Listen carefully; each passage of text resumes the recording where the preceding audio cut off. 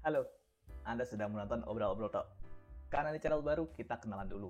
Namaku Latansa. Harianku sebenarnya seorang tukang ngurusin server komputasi, tepatnya sih High Performance Computing Engineer. Kalau kalian ingin tahu lebih lanjut tentang aku, bisa cek profil LinkedIn-ku di Latansa Imroni, atau profil HW-botku, L-Slowmotion, dengan link yang ada di bawah. Di video ini aku mau share tentang pengalamanku mengatasi panas dari prosesor high-end modern. Ceritanya, beberapa waktu lalu aku upgrade prosesor dari Core i5 Gen 12 ke Core i7 Gen 12. Lebih tepatnya Core i5 12500F ke Core i7 12700KF. Konon, prosesor high-end modern kayak i7 Gen 12 yang aku beli membutuhkan cooling yang besar. Misal, heatsink fan dual tower, atau bahkan water cooling dengan radiator 360 mm.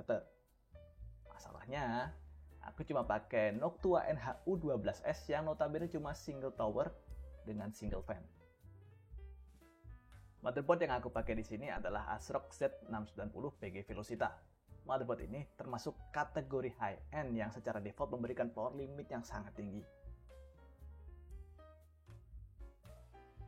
Kelihatan ya, tadi power limitnya 4096 watt. Secara teknis, limit 4096 watt ini artinya prosesor akan diberikan izin untuk menarik berapapun daya yang dibutuhkan untuk mengeluarkan performanya semaksimal mungkin. Masalahnya, power limit tanpa batas berarti memindahkan batasan performa prosesor dari yang tadinya power atau daya menjadi temperatur atau suhu. Prosesor jadi punya hak buat ngeboost clocknya setinggi mungkin selama dia masih di bawah batas temperatur yang diperbolehkan. Kalau kalian lihat di tabel spesifikasi Intel, batasan temperatur default atau T-junction prosesor i7 12700KF yang aku pakai adalah 100 derajat Celcius. Nah, kira-kira bisa nggak tuh cooling single tower nahan temperatur prosesor i7 12700KF pakai motherboard tanpa power limit? Kita coba tes menggunakan aplikasi gaming. Di sini aku coba main Marvel Spider-Man Remastered. Kelihatan di monitoring bahwa prosesor berjalan di semua core dengan utilisasi lebih dari 90%. Di sisi lain, kelihatan juga bahwa temperaturnya masih berada di kisaran 70-75 derajat Celcius. Masih belum menyentuh T-junction maksimal atau TJ max yang 100 derajat Celcius. Sehingga prosesor mampu berjalan pada clock maksimal saat load all core, yaitu 4,9 GHz di P-core. Nah, sekarang kita coba menjalankan aplikasi benchmark prosesor menggunakan Cinebench 2024. Cinebench 2024 menggunakan keseluruhan core prosesor dan memanfaatkan instruksi AVX. Instruksi AVX ini salah satu instruksi vektor yang paling berat buat prosesor, sehingga prosesor akan diperas keseluruhan sumber daya komputasinya dan mampu menunjukkan tipikal temperatur maksimal ketika ia digunakan untuk komputasi produktif. Misal, render, compiling, encoding, atau komputasi produktif multithreaded lainnya. Kelihatan bahwa prosesor jalan di temperatur mendekati TJ max, yaitu 100 derajat Celcius. Hal ini membuat clock turun dari yang maksimal 4,9 GHz menjadi 4,7 GHz dalam rangka menahan temperatur agar tidak menembus TJ max. Kalau ngelihat temperatur 100 derajat Celcius tadi, kelihatannya serem ya. Apalagi bayangin orang kerja yang mungkin tiap satu kali job, PC-nya load 100% selama satu malam. Spoiler alert, aslinya. Tapi kali ini coba deh aku kasih tahu trik buat kalian ini yang paranoid.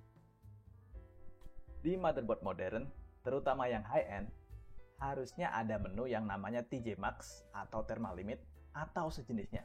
Di sini kita bisa set temperatur maksimal yang diperbolehkan pada prosesor yang kita pakai.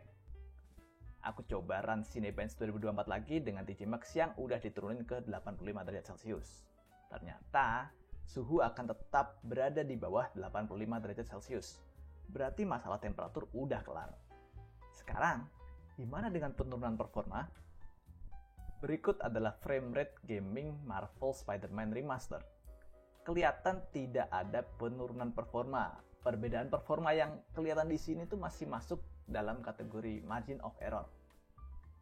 Itu kan kalau gaming. Kalau aplikasi produktif multithreaded, Oke, karena Cinebench aku rasa nggak menggambarkan software produktif kebanyakan orang, aku tes pakai Linux kernel compilation. Kelihatan sih ada penurunan performa yang tergambarkan dengan kecepatan compiling yang lebih lambat ketika TJ Max diturunkan. Waduh, ini sih nggak menyelesaikan masalah panas, cuma bikin prosesor pelan ini. Bener, tapi kembali lagi, ini adalah solusi buat orang yang paranoid dengan panas. Karena sebenarnya Intel ataupun AMD sendiri menyatakan prosesor mereka tuh aman ketika mencapai TJ Max. Jadi, buat kalian yang paranoid sama temperatur yang tinggi, kalian bisa set TJ Max atau thermal limit yang ada di BIOS motherboard kalian masing-masing. Sekian video obrol-obrol tok edisi perdana kali ini. Buat kalian-kalian yang masih punya pertanyaan, ataupun punya kritik, ataupun punya saran, bisa taruh di kolom komen di bawah. Aku Latansa, budayakan OOT.